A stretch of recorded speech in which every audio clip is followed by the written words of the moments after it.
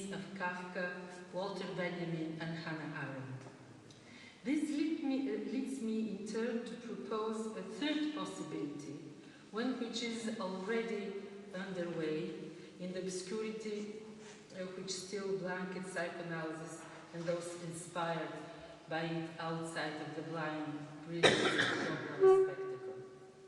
What I'm referring to is a new way of interpreting the Jewish, Christian, and Muslim tradition informed by psychoanalysis, but beyond the threads, without limiting reflection to the melancholic contemplation of the field of ruin and fragmented debris as Benjamin did it. The time has come where it will be possible for the prodigal son and daughters that we are, escaping from tradition, not to return to the father's house, which doesn't exist in itself, but to recognize our debt to it and to re-begin the house indefinitely and passionately.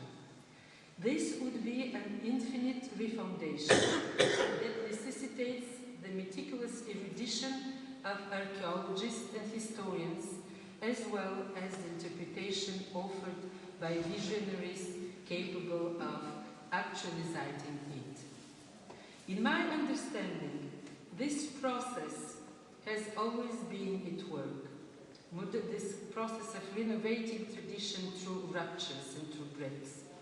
Modernity helps us to become aware of this perpetual refoundation that some rabbinic schools underlie also.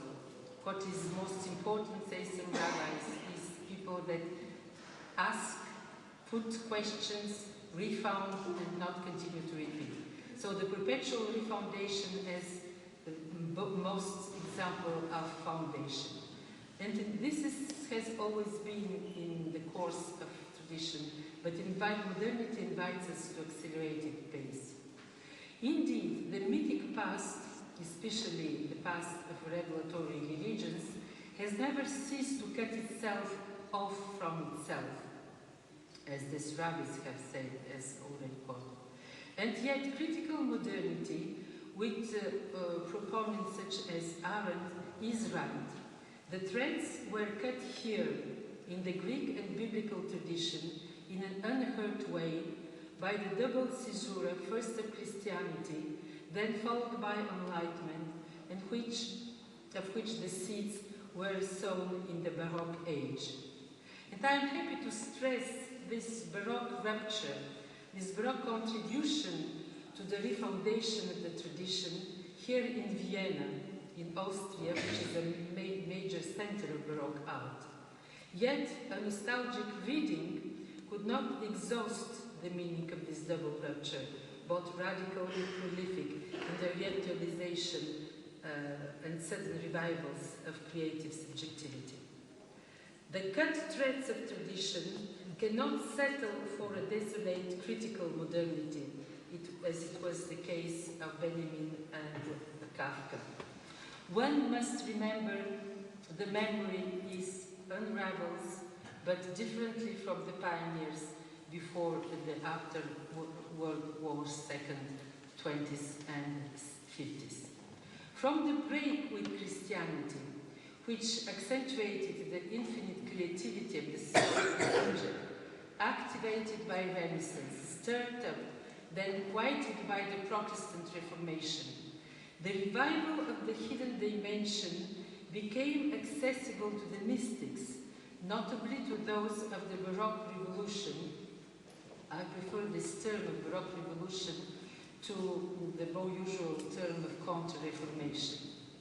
The extraordinary vitality of Baroque age was much more than the doubtful and unstable gap between the sign and signification diagnosed by Benjamin's melancholic reading, so pertinent in the 19th century, and yet so mute before the likes of Saint Teresa of Avila and of the Baroque sculptor Gian Lorenzo Bernini, for instance.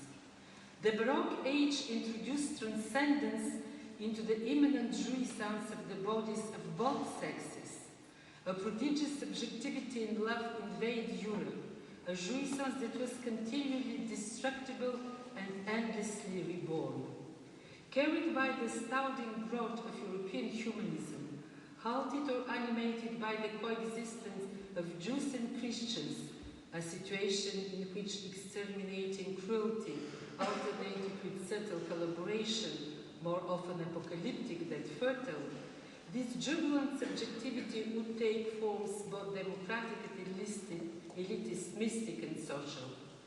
It descended into persecution and led to the expulsion of Jews from Spain, continued on with the Russian pogroms and culminated in the horrors of the Shoah. Yet it resisted in the horror as well and survived them. The complex dynamic of this historical and spiritual elan does not only lead to the break with tradition, it reinterprets this tradition and redirects it, not as an eternal return, but as a refoundation in which the broken foundation to act and continues to act in subterranean and unconscious way. Following the Renaissance and the Baroque age, this permanent rupture foundation was continued and radicalized during the Enlightenment, distinguishing itself from the bad modernity with its tabula rasa, which dominates post-Romanticism and the end of the 19th century. Another modernity, reborn, Baroque, and inhabited by Enlightenment values, ceaselessly works in a more or less occult, even initiatory way towards recovering lost time to transmute and to create and to find again. I consider the Freudian theory of the unconscious as one of the finest discoveries of this cut threads of tradition in the 20th century, because precisely it remodels the cut and brings in a vitalized form the renaissance and the revival creativity of the subjectivity.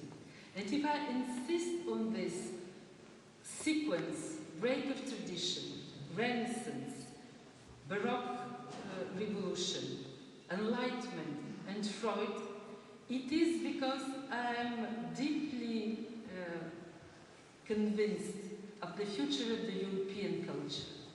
And we will not be able to create this culture and to impose it as one of the answers to the metaphysical crisis that we are undergoing now in the globalization, if we are unable to bring together what constitutes the forces of monotheism, but with what from these forces has been taken, remodeled, and revitalized by the following cuts, I mean Renaissance, Baroque, Enlightenment, and Freudian Revolution, that takes the seeds of all those preceding breaks and revivals the creative subjectivity of the individual, which is the very, very star of the human rights, not the anonymous human being, the zone political,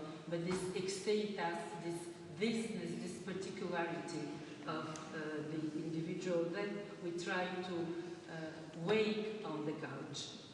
Am I too optimistic in betting that it is possible not to install an eternal return of tradition, but to invent, to recreate a refoundation?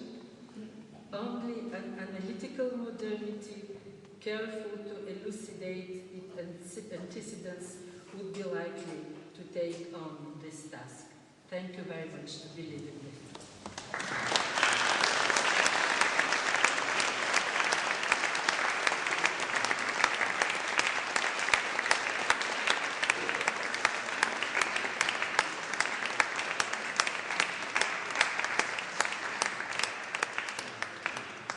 Thank you for this dense and intensive paper that opens a lot of questions that will be discussed in the next 2 days. For example, your interpretation of modernity, of secularization, your reinterpretation of Christianity. But I think because of lack of time, we have to finish and back the audience that we will discuss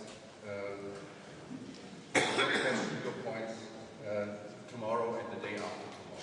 thank you so much, including the flattering interpretation of the Baroque age. It was quite new for me